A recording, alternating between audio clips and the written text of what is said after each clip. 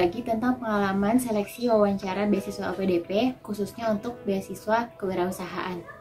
Seleksi ini adalah tahap ketiga setelah teman-teman lulus dari seleksi administrasi dan seleksi substansi dan kebangsaan. Secara umum tidak ada perbedaan antara seleksi beasiswa wawancara untuk kewirausahaan dan yang LPDP jalur umum. Untuk waktu, prosedur, dan pewawancara kurang lebih sama. Perbedaannya ada di konten dari wawancara itu sendiri. Mari kita bahas satu persatu. Ultimate tips untuk seleksi wawancara. Yang penting, teman-teman harus latihan mock interview. Apakah mock interview ini? Mock interview adalah simulasi wawancara yang dikondisikan selayaknya seperti wawancara sungguhan. Mengapa mock interview ini penting banget? Karena nanti teman-teman bisa tahu cara teman-teman menjawab, intonasi, jeda bicara, kecepatan bicara, arah mata, gestures atau gerakan-gerakan, sehingga nanti teman-teman bisa lebih siap saat wawancara. Kalau misalnya nanti pas wawancara nggak ngerti pertanyaannya, bilang ke interviewernya, Pak, Bu, boleh minta waktunya sebentar? Atau Pak, Bu, boleh diulang pertanyaannya? Lalu siapa yang bisa dijadikan partner untuk mock interview? Kalau saran aku, pilih orang yang memang mengenal teman-teman dengan baik, tahu latar belakang dan aspirasi teman-teman. Dan pastikan juga orang tersebut itu sudah membaca aplikasi LPDP teman-teman. Bisa minta tolong misalnya ke keluarga, mama, papa, kakak, adik, atau ke teman kantor, atau ke teman kuliah. Siapapun yang teman-teman anggap nyaman untuk dijadikan partner untuk latihan wawancara dan juga bisa memberikan umpan atau feedback yang konstruktif. Dan pastiin juga mereka bersedia untuk membantu ya. Okay, let's get into more details. Wawancara. Jumlah pewawancara itu tergantung. Kalau saat wawancara aku kemarin ada 2 orang, yaitu satu untuk profesional dari bidang kewirausahaan dan satu lagi dari psikolog. Jumlah pewawancara ini beda-beda. Teman-temanku yang lain yang lulus LPDP wawancara juga, ada yang 2 orang, ada yang 3 orang pewawancaranya, tergantung.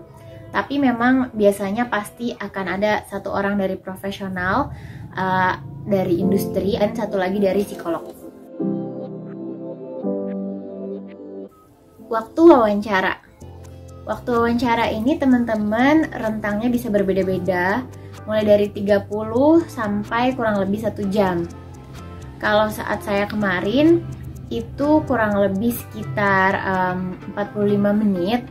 Dari pewawancara pertama yang bertanya itu adalah dari bidang profesional, yaitu tentang industri, tentang kewirausahaan, dan yang kedua dari psikolog.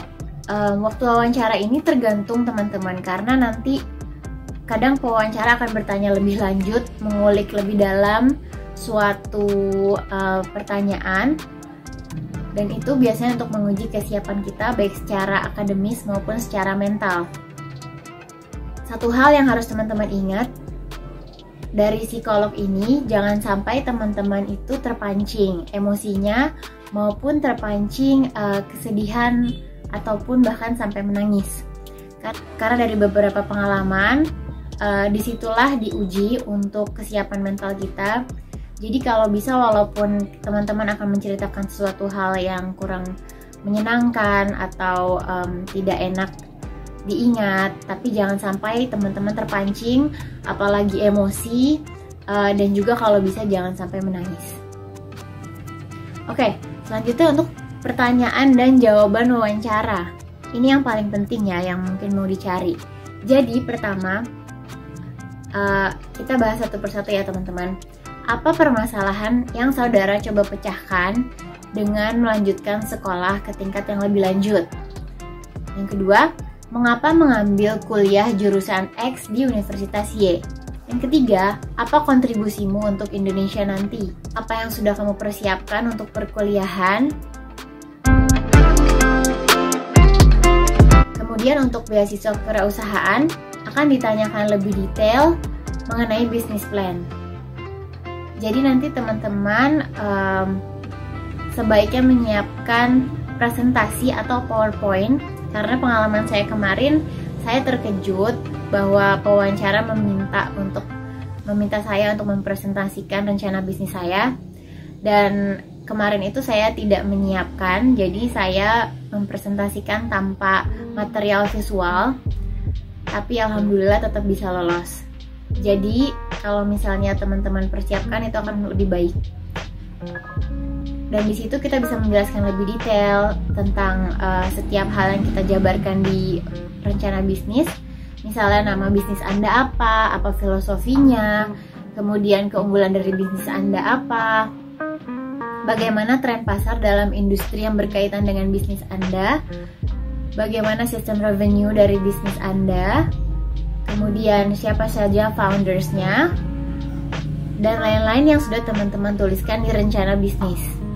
Pengalaman saya kemarin, karena memang Bapak wirausahawan ini sudah banyak sekali pengalamannya, jadi beliau lebih banyak memberikan saran dan juga komentar tentang rencana bisnis yang saya paparkan.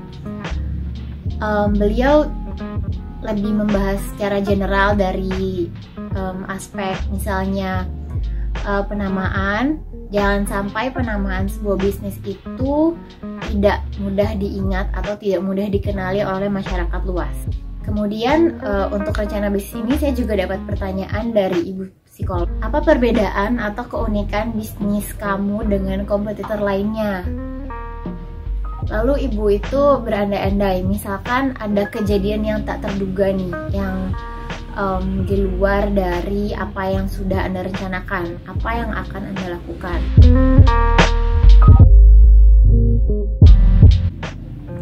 Selanjutnya, kita akan bahas pertanyaan dari psikolog. Biasanya akan ditanya hal-hal yang berkaitan dengan keluarga, dengan individu. Misalnya, apakah kalian sudah nikah? Kemudian, apakah tidak apa-apa keluarganya ditinggalkan? Apakah kalian sudah siap untuk meninggalkan pekerjaan dan kehilangan penghasilan untuk sekolah lagi? Kemudian, mungkin juga ada pertanyaan tricky, misalnya yang kalau misalnya tujuan teman-teman ke luar negeri, di luar nanti akan ada banyak perusahaan yang ingin mempekerjakan kamu. Nah, kenapa kamu tidak kerja di sana aja? Kenapa harus kembali ke Indonesia? Kemudian akan ditanya juga apa momen terendah dalam hidup kamu, bagaimana cara kamu bangkit dari suasana itu. Sekali lagi pastikan teman-teman harus menjawab dengan kepala dingin, dengan tenang, jangan sampai terpancing emosi. Satu lagi, beasiswa kewirausahaan ini bisa untuk teman-teman yang ingin melanjutkan studinya ke MBA atau Master of Business Administration. Nanti aku akan share lebih lengkap di video yang satu lagi ya. Kemudian terakhir akan ditanya mengapa LPDP harus pilih kamu. Nah, di sini teman-teman bisa meyakinkan kembali pewawancara dengan closing statement. Dan pengalaman saya kemarin, saya diminta untuk memberikan closing statement dalam dua bahasa yang saya tulis dalam aplikasi, yaitu bahasa Korea dan bahasa Spanyol. Cukup kaget juga, alhamdulillah bisa. Kemudian nanti teman-teman terakhir bisa tanya, terima kasih Bapak Ibu atas kesempatannya hari ini. Mohon maaf apabila ada salah-salah kata. Semoga saya bisa mendapatkan beasiswa LPDP ini melalui tangan Bapak dan Ibu dengan izin Allah Subhanahu wa Ta'ala. Terima kasih banyak. Assalamualaikum warahmatullahi wabarakatuh. Nah, sekian teman-teman. Next, aku akan sharing pengalaman untuk persiapan seleksi substansi akademik dan kebangsaan dan juga seleksi administrasi. Thanks for watching. Ciao.